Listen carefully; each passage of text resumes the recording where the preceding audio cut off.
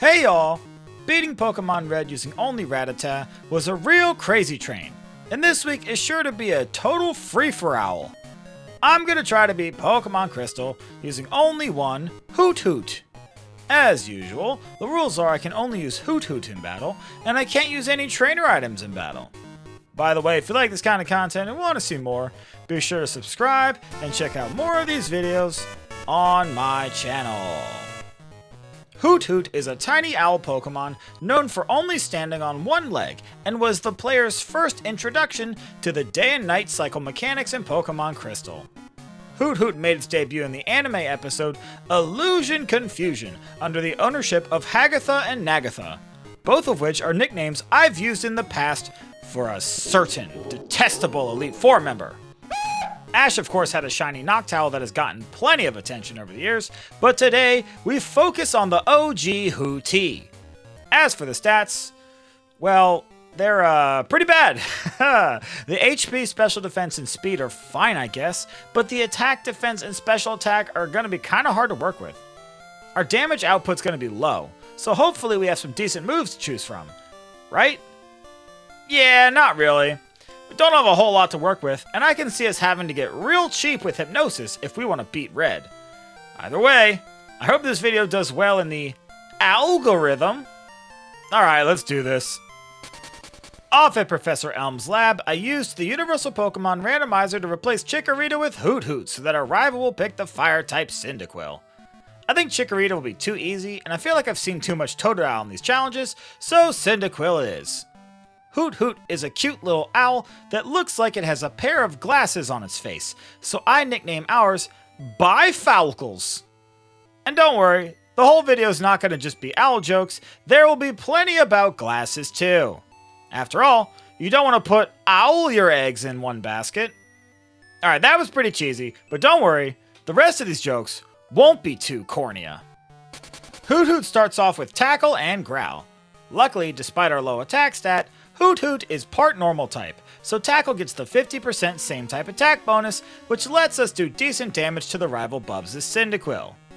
It also helps that Cyndaquil misses a Growl, which would have lowered our attack, but that's what you get for not wearing your glasses.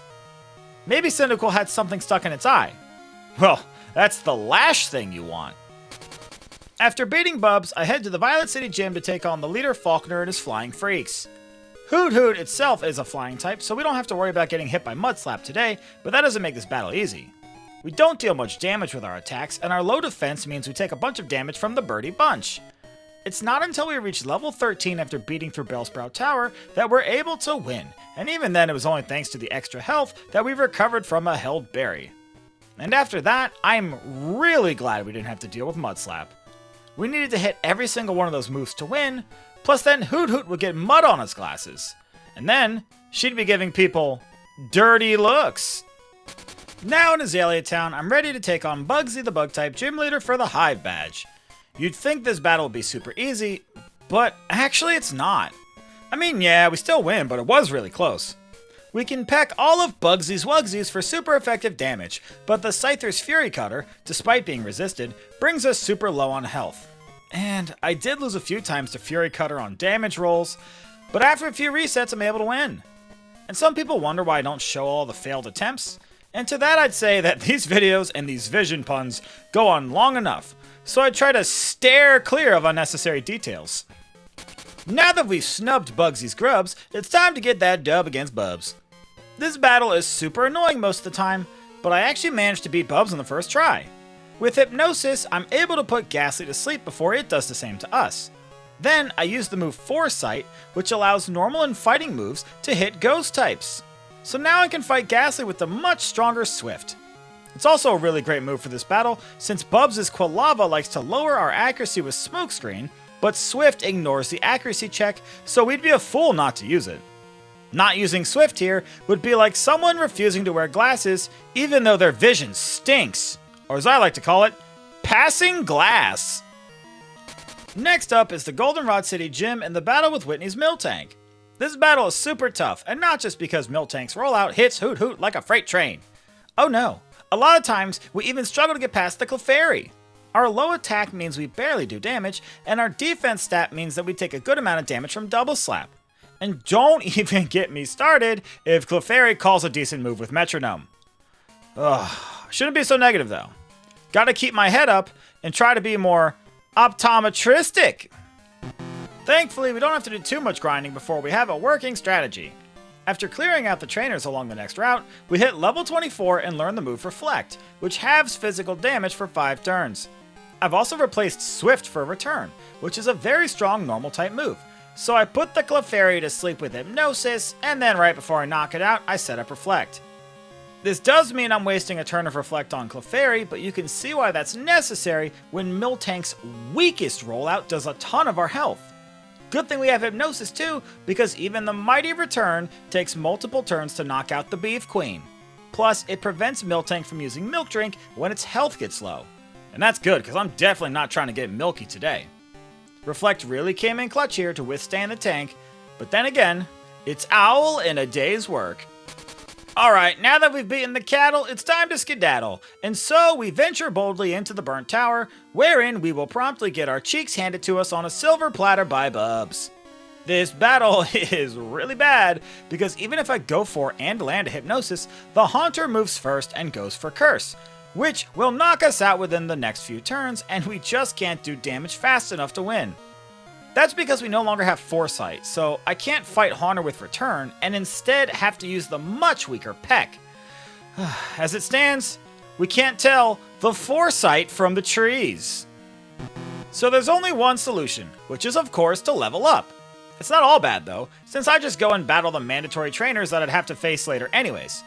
At level 30, Hoothoot finally outspeeds Haunter, so we can put it to sleep with Hypnosis before it can use Curse. 3 pecks later and it goes down.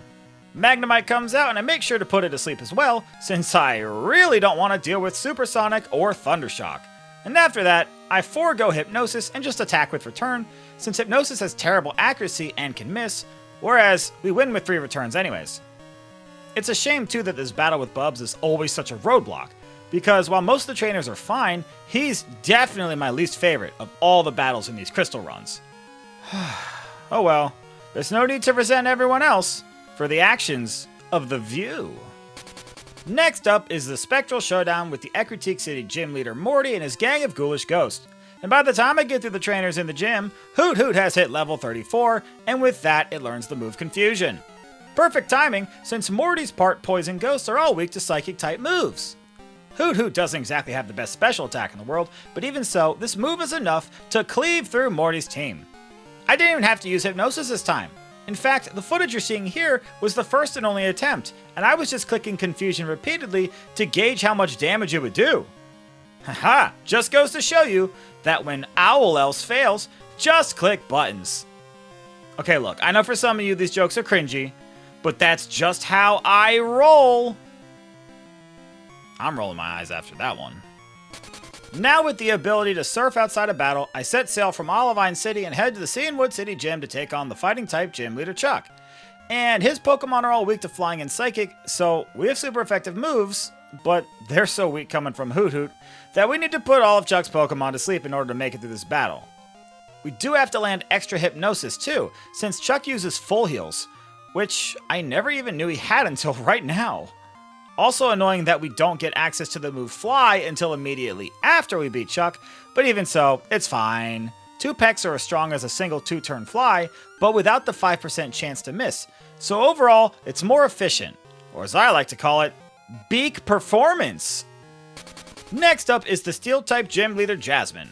I know that sounds strange considering we haven't beaten Price yet, and yes, I do think that Price is easier, but hear me out. Any chance we get to beat Jasmine early, I consider it a matter of pride to try to do so. Her Magnemites like to paralyze us with Thunder Wave, but I've got a Paralyzed Cure Berry equipped, so it's not too bad. Would be a lot worse if she just went straight for Thunderbolt, but that's her business. The Magnemite go down pretty easily too, despite resisting all of our attacks. The Steelix, however, is a problem. As you can see, we just can't do any meaningful damage to this thing. Meanwhile, it does 3/4 of our health with Iron Tail. Poor little Hoothoot has its spine smashed in half by this thing. But don't worry. Pretty sure I have the number for a good chiropractor in my contacts. There is a solution though, and it's one of my favorites thus far. I help one of the gate guardians deliver a Spearow holding some snail mail to his sleepy friend, and in return I get the TM for Nightmare. Nightmare works like Curse, except instead of cutting your HP in half to activate, the target must be asleep in order for it to deal damage. It's a lot more inconsistent since waking up breaks the effect of Nightmare, but even so, it's by far the fastest way for Hoothoot to defeat Steelix, without leveling up a ton or relying on some lucky hidden power type, of course. The only downside is that I had to delete Return for now, since I can't replace Confusion and I only really need Nightmare for this one battle, so I can always delete it after I get another copy of Return from the Goldenrod City department store. And some people don't like how much I use Return in these challenges. And sorry, you can opt to call me crazy, but if there's a good move available, I'm gonna use it. After dispatching the Lake of Rage Team Rocket hideout portion of the game, I then headed to take on Price, the Ice-type gym leader in Mahogany Town. I now have Return again, and as long as Price's Pokemon go to and stay asleep, it makes quick work of his team. I definitely need good Hypnosis luck, since otherwise Aurora Beams and especially Blizzard spell a swift and frigid demise for our hooty little lady. Oh yeah, did I mention that Hoothoot is female? I would say it doesn't matter, but it actually does here. Because of the way this game is coded for DVs, which are basically the variability of how perfect a Pokemon's stat is, having a female means we can have at most an attack DV of 7 as opposed to the maximum of 15, meaning we're doing significantly less damage than we otherwise could. But okay, I'm over-explaining game mechanics again, and nobody likes a know-it-owl. What I'm really trying to say is, thanks Game Freak, way to kick me when I'm already down. With 7 gym badges in hand, we now have to take on the rival Bubs in the basement underground during the Team Rocket Radio Tower anime arc. And I know some of you in the comments are probably starting to roll your eyes at the fact that Hypnosis seems to be making these battles trivial. And honestly, I felt the same way, and that's why I tried to win this battle without repeatedly spamming Hypnosis, and well, you can see how well that went. To be fair, I spent so much time trying to beat Jasmine that at this point I've been trying to just speed through as much as possible. And I realized after the fact that I should have just stuck to Hypnosis if I wanted to catch up. But that's hindsight. Okay, I'm not interested in messing with fate, time to return to Old Faithful. And make sure to put both the Golbat and Magnemite to sleep with Hypnosis so that we don't have to mess around with Confusion or Paralysis chances. Once those two go down, it's not that hard to beat Bubs though. In fact, I immediately backtrack on that thing I just said by not using Hypnosis against the rest of Bubs' Pokemon. Haunter goes down without doing damage, but we do manage to take significant damage between Sneasel's Quick Attack and Quillava's Flame Wheel. But I mean, we were never in any danger from those two dinguses. And in fact, this owl ripped apart Bubs' team. In fact, you could say we left them tawny too. Get it? Cause Hoothoot's a tawny owl. Having validated myself since no one else will, I now slide through Ice Path and make it into Blackthorn City, where it's time for the final Johto gym leader, Claire, the Dragon-type trainer. Alright, prepare yourselves for one of the weirdest gym battles ever. Along the way, we leveled up and learned the move Dream Eater. It's a Psychic-type move that is twice as strong as Confusion, and has the added benefit of healing half of the damage we deal. The only stipulation is that the target has to be asleep, but, well, you know, come on. Anyways, the 3 Dragonair go down easy, but when the Kingdra comes out, it uses Smokescreen to lower our accuracy. And it might not seem like it from the footage thus far, but Hypnosis is only 60% accurate and misses relatively often. I can hardly trust Hoothoot to hit a Hypnosis on its own, and that's why it requires adult supervision. Plus, Kingdra is faster than Hoothoot, so it can wake up as we're going for Dream Eater, which makes it fail. Kingdra and Hoothoot both swing and miss multiple attacks at each other, and this goes on for a while, especially after Claire heals with a Hyper Potion, but eventually it goes down to Return. Alright, time to move on. I've seen enough here. Before we reach the Elite Four, we have to take on the rival Bubs in Victory Road. His team is slightly better than before, but he doesn't stand a chance anymore. One of the major advantages of Dream Eater is that even if we miss Hypnosis and take damage, Dream Eater can heal back that damage. This really is a philosophical issue that we are exploring right now. Thinking of all the times that we lost battles to missing Hypnosis and had to reset, one could make the argument that it might be faster just to level up for certain battles. With Dream Eater though, there is no argument worth its weight in water to not use Hypnosis. So, if you've got a better idea, I'm Owl Ears. Hoothoot has made it to the Pokemon League, so here are the stats and moves. And this moveset's pretty well rounded. Dream Eater might not be super strong, but the healing factor is invaluable. For comparison, just think about how strong Wolverine is with the healing factor, when otherwise, he's just a hairy hobo with claws. The pink bow hold item boosts return by 10%, which we'll need since we're only at level 52 and our attack stat is noticeably low. And it's a shame Hoothoot doesn't have any dark type moves, because then I could have had her hold the black glasses. It's a crying frame. Up first is the Psychic type Elite Four member Will. He's got a whole team of Psychic type Pokemon which resist Dream Eater, so it's really important for us to not take excessive damage since we won't heal back very much. Return is our best bet here, but we do have to make sure to use Hypnosis to dodge Will's ill will. His Xatu spam Confuse Ray, and the Jinx can hurt us with Ice Punch or put us to sleep with Lovely Kiss. And Slowbro's heckin' beefy, plus it can increase the beef by using Curse to raise its defense.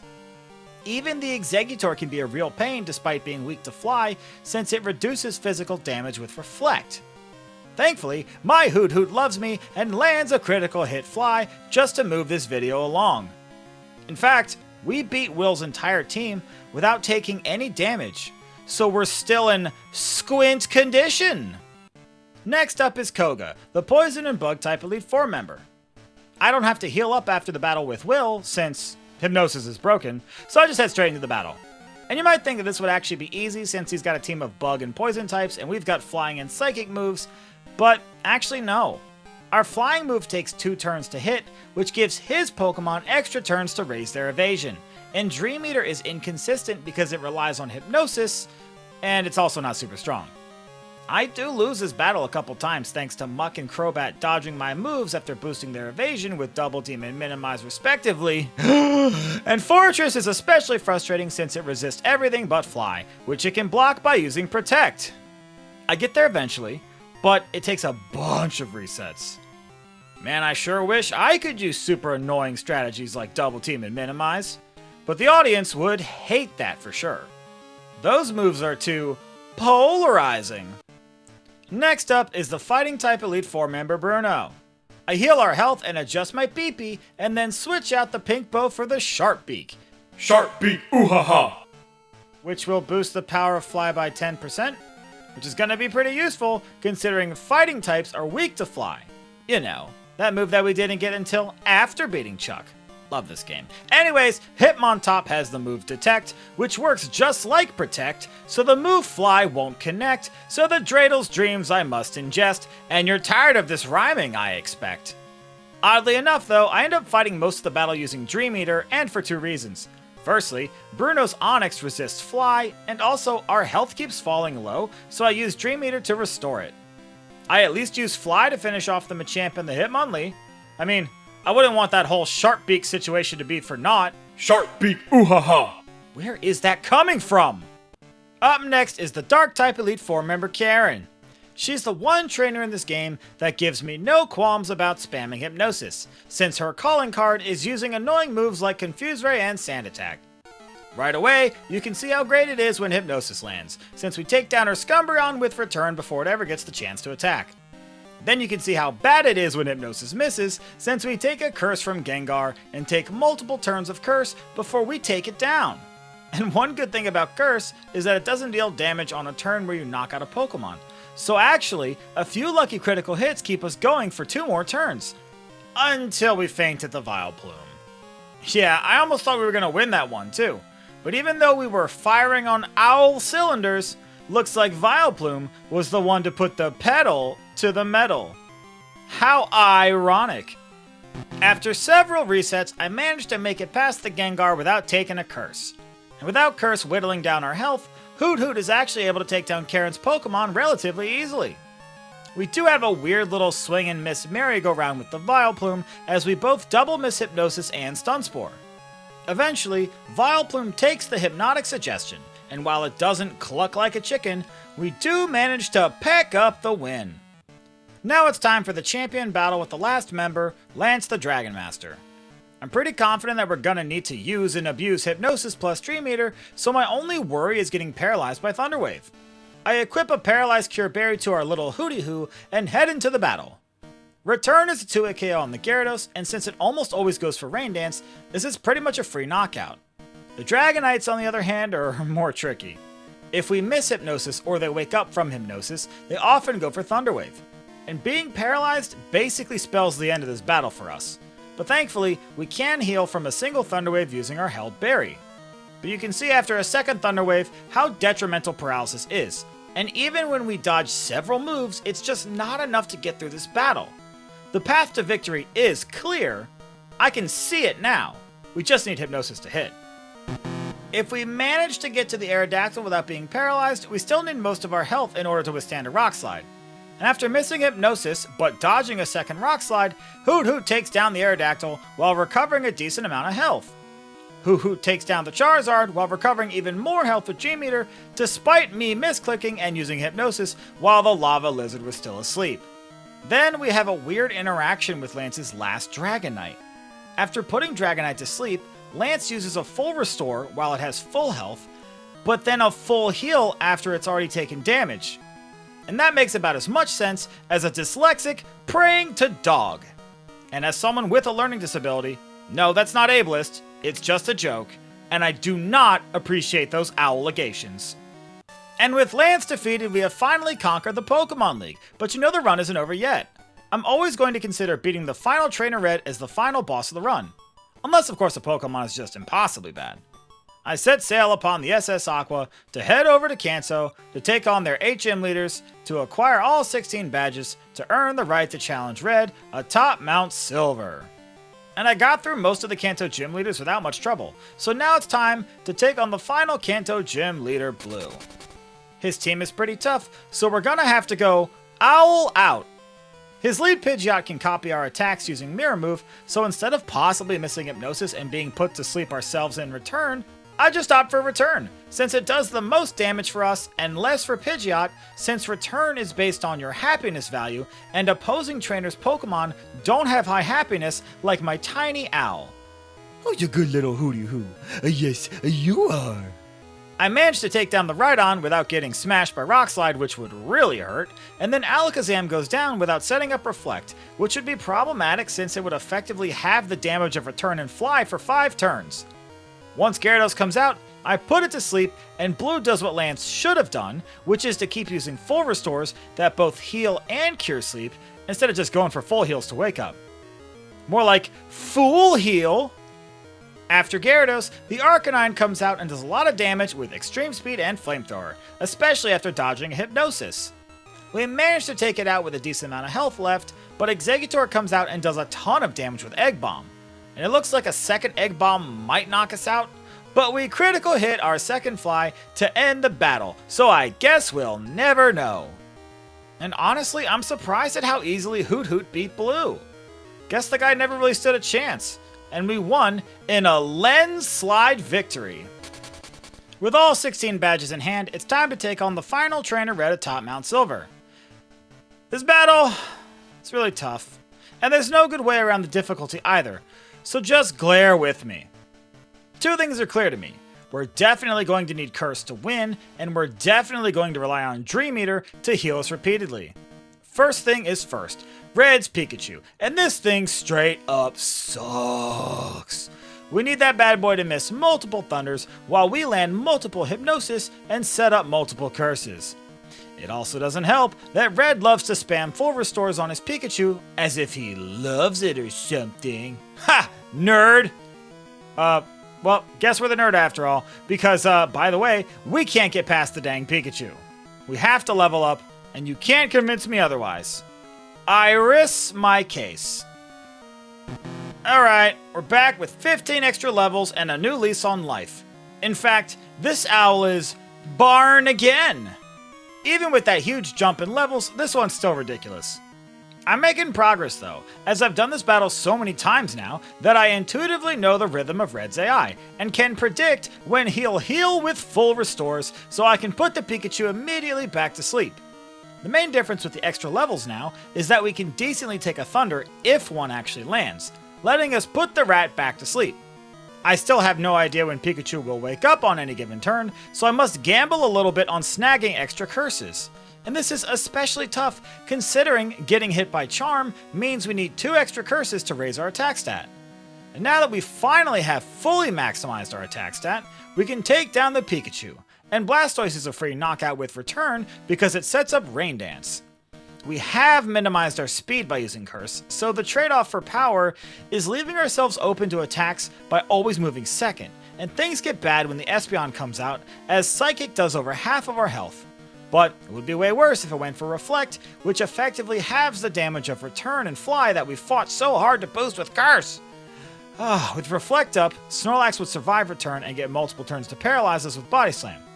This did happen multiple times, and consider that it takes dozens of attempts just to get past the Pikachu with all of the Curse boosts that we need, so many times in fact, that I don't even remember. Honestly, the whole thing is a blur. Eventually we make it past the Snorlax without being paralyzed, giving us just enough time to knock out the Charizard while Rain Dance is still up, which weakens Flamethrower. Once we get to the Venusaur though, it's all over. We resist its Giga Drain while it's weak to our Dream Eater, meaning we can knock it out in a few hits while almost healing our Hootie back to full health. Or as the saying goes, it's all goot in the hoot. And with that, the challenge is over. This one was a real spectacle. I had pretty high hopes for Hoothoot, but unfortunately, what it has in cuteness, it lacks in power. And while Hypnosis might be strong, it's not invincible. The 60% accuracy is terrible, and after Owl is said and done, a chain is only as strong as its weakest wink. As always, I want to thank you for making it to the end of this video. These videos are a lot of fun, but also a lot of work, so I really do appreciate it. There's a playlist on my channel where you can find the rest of my Pokemon Challenge videos if you want to check those out as well. And if you like this kind of content and want to see more, be sure to subscribe and enable notifications so you'll know right away the next time one of these episodes is uploaded. And if you want early access to these videos and to have your name listed in the credits, consider becoming a member or joining on Patreon. And if you have a Pokemon you want to see, let me know in the comments and I'll probably do it. Next week, I'll be trying to beat Pokemon Crystal using only one Scizor. Until next time, I'll catch you later!